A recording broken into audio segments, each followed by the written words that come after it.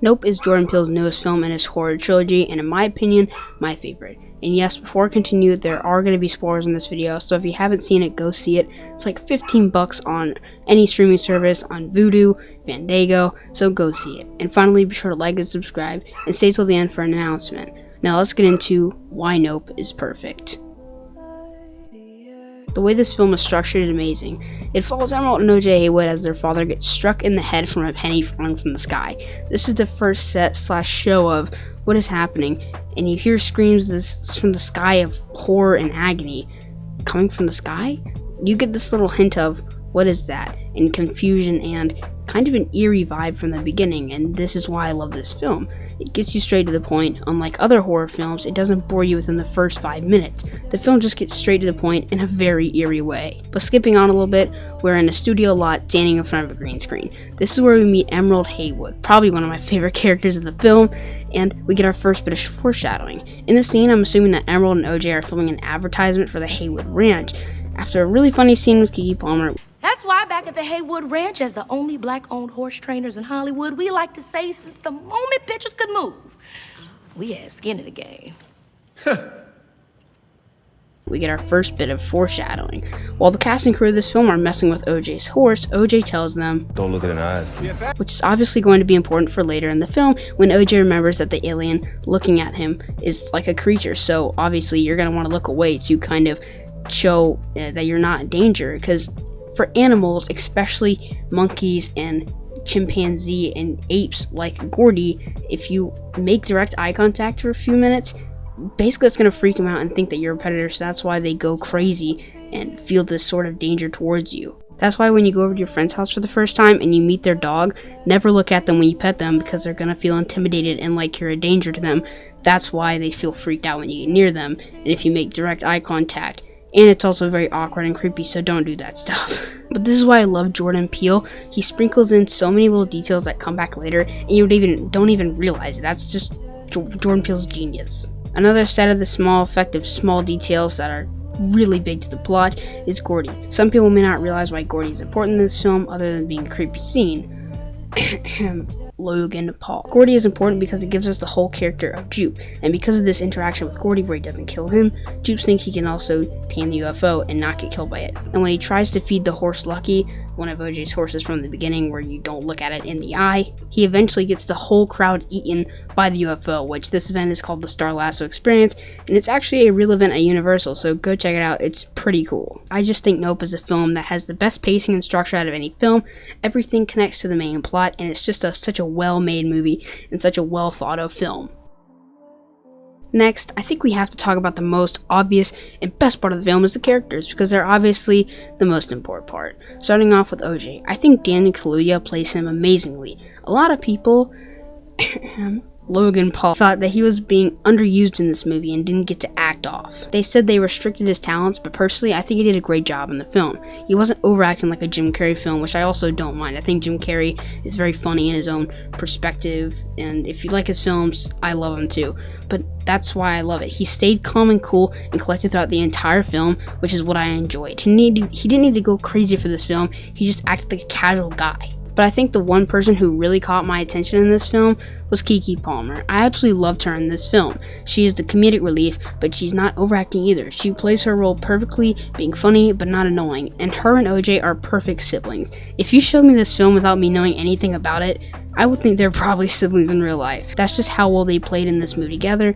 And let's just talk about Brandon Pereira, because I freaking loved him in this film. He's just your average Joe down on his luck, and he's very funny, especially with the Rebecca Diaz and CW joke.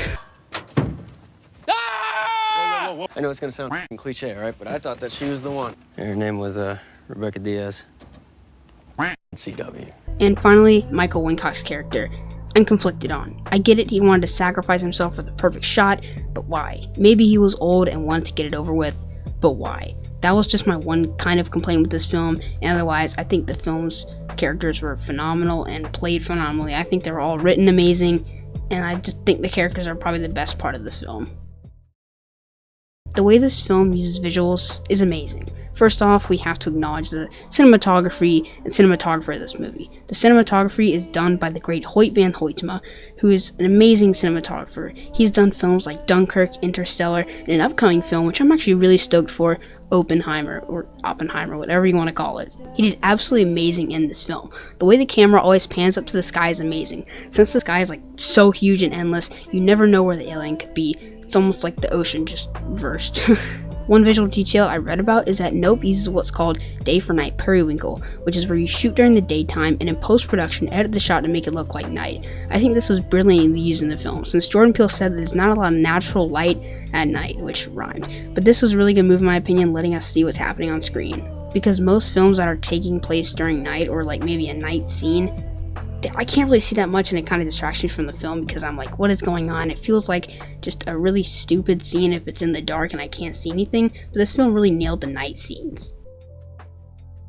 Something kind of slight I want to talk about is his sound design and the sound overall. This film's score and sound design is phenomenal because I love Michael Abels. And he also did the music for Get Out and Us, making the genius remix of I Got Five on it, which is actually one of my favorite Jordan Peele film songs to date just because it's so catchy and eerie. Like the plucking on the violin strings, chef's kiss. And I did not realize this at first. I thought this was just a guy doing some composing for the film for Jordan Peele. When I looked it up, I was like, this is sick. Plus, the sounds of the alien screeching is awesome, especially when Jupe is talking about the great beyond and how the aliens are the viewers, and then you just see a faraway shot of the flags. I forgot what they're really called. I know I have the real name. That is phenomenal. I love the sound design of the alien, and the eerie effect of the woman screaming inside of the UFO is haunting. I think Nope should definitely win for sound design because it's so amazing how the alien sounds and just how eerie they can make it whenever it's passing by through the clouds. You can just hear the little faint people screaming when they're being digested. Chef's kiss. And finally, the genius behind Jordan Peele's films. Obviously, we already looked at the horse, but not looked at the alien. And Gordy's home and how Jupe thinks he can tame the UFO as well. It's all kind of crazy if you don't look at it. If you're just an average viewer going into a Jordan Peele film, you're not going to know everything. So whenever, OJ said not look at the horse, that means to not look at the alien. And Gordy's home connects to the UFO because Jupe can think he can tame the UFO. But one thing I didn't really talk about is how Jordan Peele switched up our entire perspective on what we think about UFOs and aliens overall. Jordan Peele is one for surprising because at first we thought, there'd be many aliens, especially in the scene where Jupiter's claim kind of got back at OJ and Emerald for stealing the prosthetic horse. I thought that was great.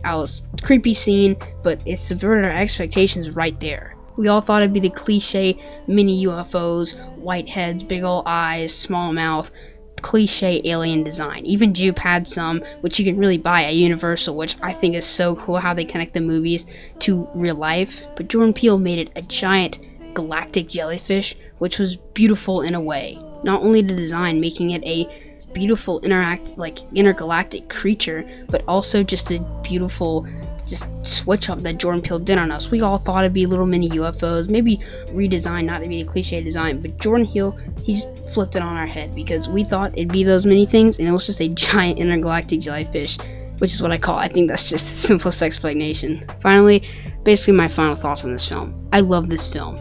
Honestly, I think it's one of my favorite films of the year, although this is gonna go genius recording here.